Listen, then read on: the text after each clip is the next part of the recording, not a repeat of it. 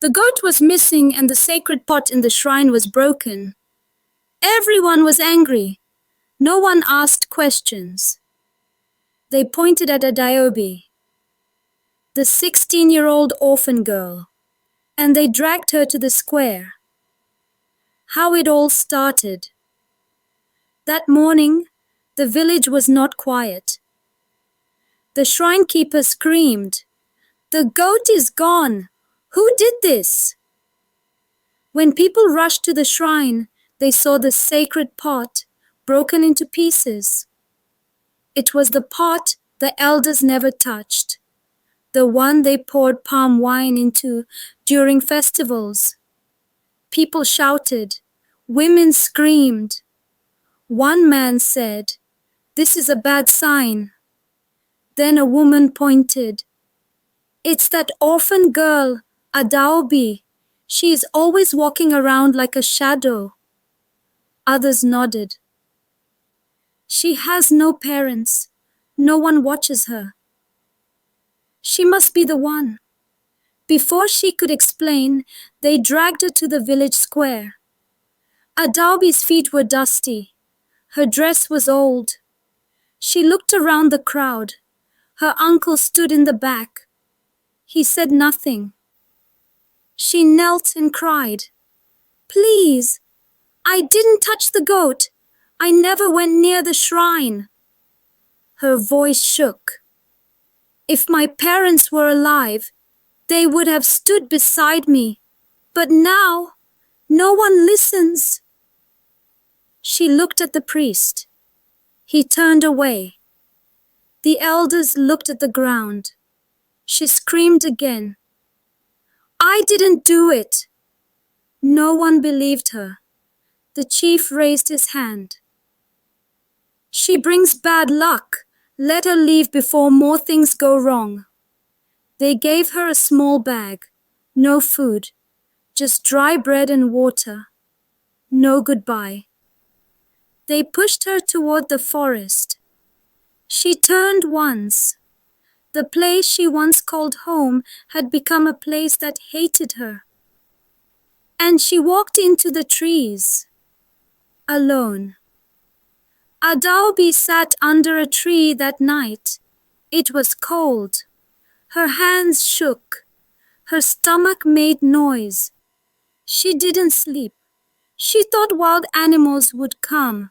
She thought spirits would carry her away. But nothing happened. She cried until her face was hot. Then she whispered, "If the gods are real, why did they let this happen?" But the forest did not hurt her. It watched her. It waited. The next day, she followed the stream. She found mangoes. She found shelter under a thick tree.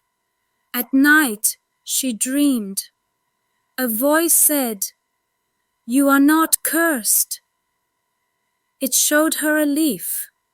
"This stops fever," the voice whispered. Every night, she dreamed again. New leaves, new roots, new lessons. She woke up and searched. She picked, boiled, tasted, and learned. And the forest, it taught her more than her people ever did. Adaobi changed. She built a small hut with sticks. She made fire with stones. She made clay pots with her hands. She no longer cried. She no longer feared. Each night she had dreams. Each dream showed her a new herb and what it could do. One night she saw a plant with 3 white flowers. The voice said, "This one will save many." But not yet. She drew it on the ground. She waited to find it. Sometimes hunters passed. She hid. But when a young boy came with a broken leg, she helped him. His mother cried and said, "You are a gift." Adaobi only nodded. She healed more people from nearby lands, but her own village still thought she was gone. Back in her village, the air was quiet, too quiet. Children started coughing. Then they started shaking. Then their skin turned pale. At first, they called it a small sickness. They gave pepper soup. They used hot water. But the children didn't get better. Then adults started falling. Then elders. The chief's daughter fainted in the square. The herbalist tried everything. Nothing worked. The priest called for sacrifice. Still, people did not make it alive. Fear spread like fire.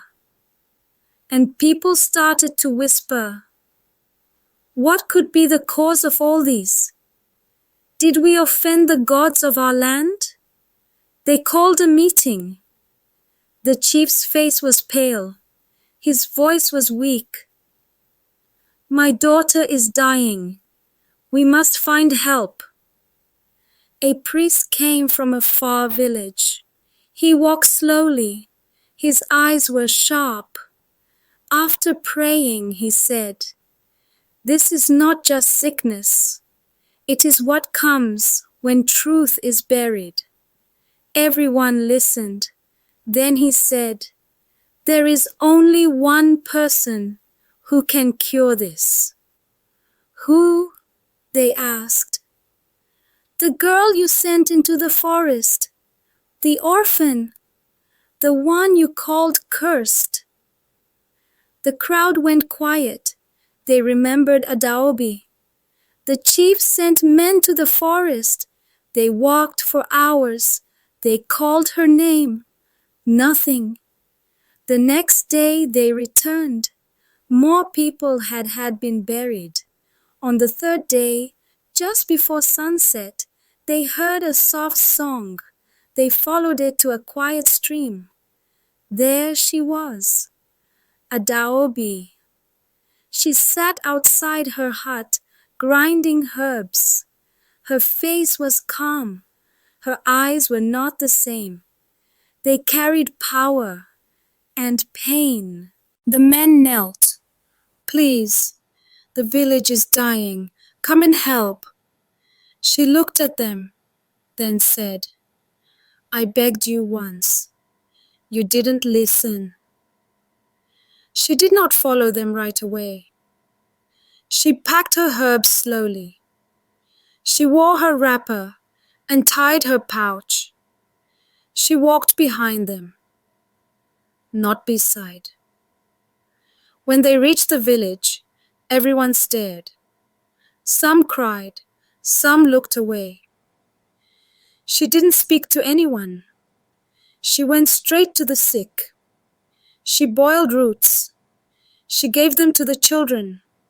She sang the dream songs.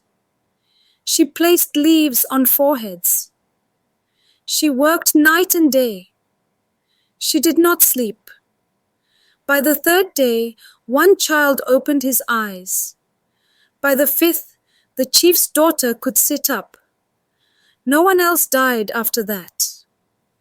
But Adaobi's heart stayed quiet. The priest who banished her came with a gift. She said nothing. Her uncle came crying. She turned away. The chief said, "We want to honor you. Stay with us." She looked at him and said, "I begged for help. You turned your back." He bowed his head. "I forgive you," she said, "but I don't belong here anymore." Another village had sent word. They said, "Come live with us. We will love you. We will protect you." She smiled. It was time. She packed her things. This time, No one pushed her. People gathered to watch her leave. Children waved. Women cried.